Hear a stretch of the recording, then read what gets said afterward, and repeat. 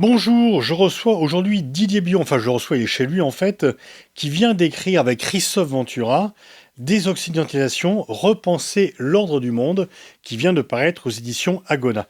Bonjour Didier, alors comment définis-tu l'Occident et comment définis-tu la désoccidentalisation?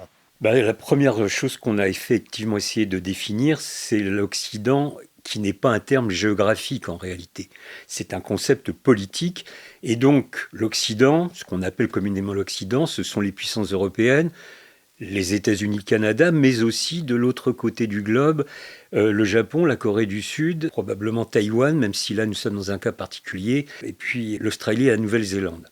Donc l'idée, c'est d'essayer de comprendre en quoi ces puissances, qui ont été unies sur un certain nombre d'initiatives et de projets politiques durant des décennies, aujourd'hui ne sont plus capables de le faire parce que nombre d'États dits du Sud sont en train de s'affirmer. Pour certains, ils ont gagné leur indépendance politique depuis plusieurs décennies, mais désormais, nous sommes au-delà de la question de l'indépendance politique, mais nous sommes dans le domaine de la capacité ou non à prendre des initiatives qui parfois sont contradictoires avec la volonté, les projets, voire l'arrogance des puissances occidentales. C'est en ce sens qu'il y a un mouvement de désoccidentalisation.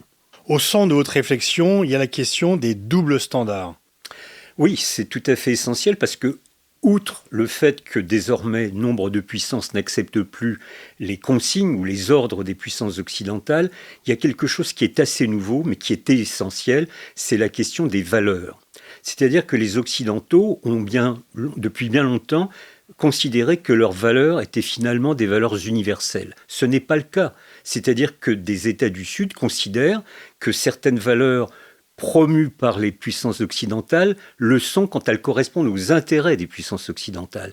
Mais que bien souvent, il y a deux poids, deux mesures. Nous le voyons parfaitement si on fait une comparaison, c'est l'actualité qui le dit, entre la réaction des puissances occidentales à propos de la guerre en Ukraine et la réaction des mêmes puissances occidentales à propos de la guerre à Gaza, entre Israël et Gaza.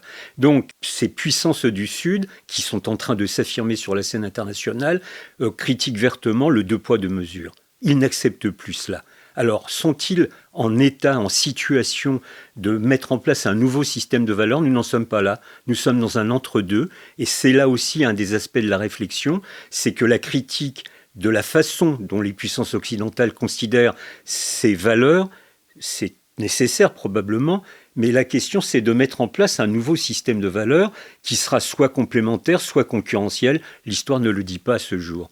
Vous insistez dans votre livre, avec Christophe Ventura, sur le fait qu'on est dans une ère de globalisation, mais dans un certain nombre de pays, la contestation s'est faite derrière un drapeau national.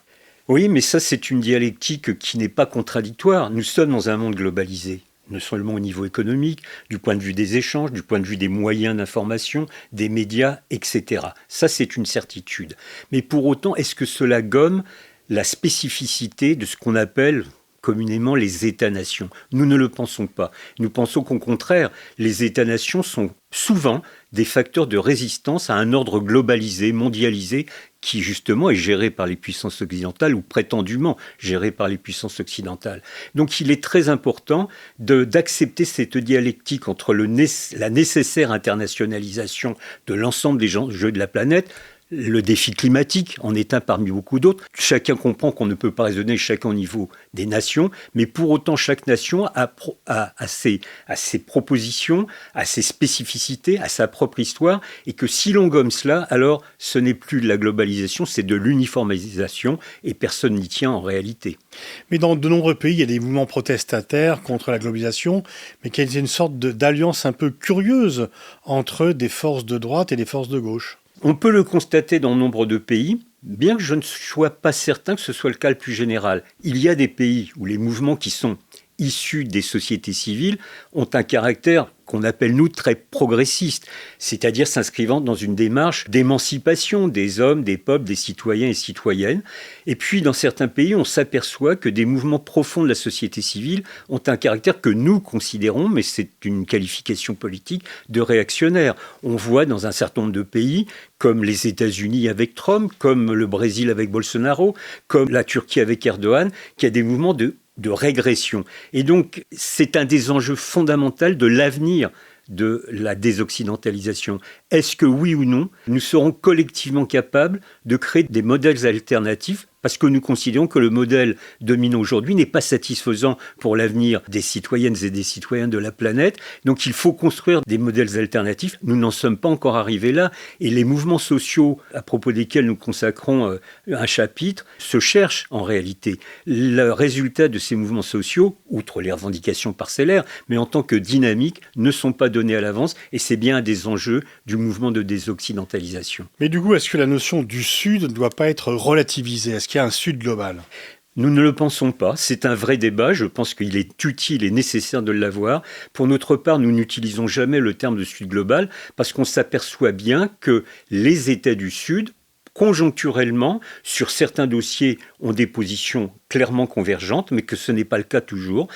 Par exemple, ces dernières semaines, nous avons constaté à propos de la crise de Gaza que l'Inde était plutôt en posture de soutien à Israël, ce qui est quand même pas la moindre des questions. L'Inde n'est pas un petit pays, c'est le pays le plus peuplé du monde. Donc on s'aperçoit que si l'Inde s'inscrit dans ce mouvement de désoccidentalisation, si l'Inde, bien évidemment, est un membre important des BRICS, bien pour autant sur des dossiers d'importance centrale comme la question palestinienne qui est revenue sur le devant de la scène internationale, eh bien l'Inde n'est pas d'accord ni avec la Russie, ni avec la Chine, ni avec le Brésil. Donc ce Sud global, en réalité, au-delà de l'expression qu'on utilise communément, par commodité, n'est pas satisfaisant. Et en même temps, en conclusion, vous dites qu'il y a un angle mort de la géopolitique, ce sont les mouvements sociaux. Oui, parce que je pense que la géopolitique n'est pas morte, bien loin de là, contrairement à ce que certains prétendent. Il y a bien sûr ces questions de rapport de force entre les États ou entre blocs d'États, et c'est tout à fait essentiel. Mais pour autant, je pense que la question de l'analyse, de la prise en compte des mouvements sociaux qui peuvent exister à travers le monde et qui se déclinent de façon différenciée selon les pays ou selon les régions, est souvent quelque chose qui est sous-estimé. Alors, on le prend en compte, je me souviens parfaitement, il y a une dizaine d'années, des mouvements qui ont traversé les mondes arabes. À l'époque, tout le monde parlait beaucoup de ces mouvements, et puis on n'en parle plus aujourd'hui. On est revenu à une conception, à mon avis, un peu étriquée de la géopolitique, et pourtant, dans les mondes arabes, se poursuivent des mouvements sociaux d'importance, même s'ils n'ont pas le même relief qu'il y a 10 ou 12 ans. Merci Didier, je renvoie à la lecture de ce livre coécrit avec Christophe Ventura, Désoccidentalisation, repenser l'ordre du monde, qui vient d'être publié aux éditions Agona.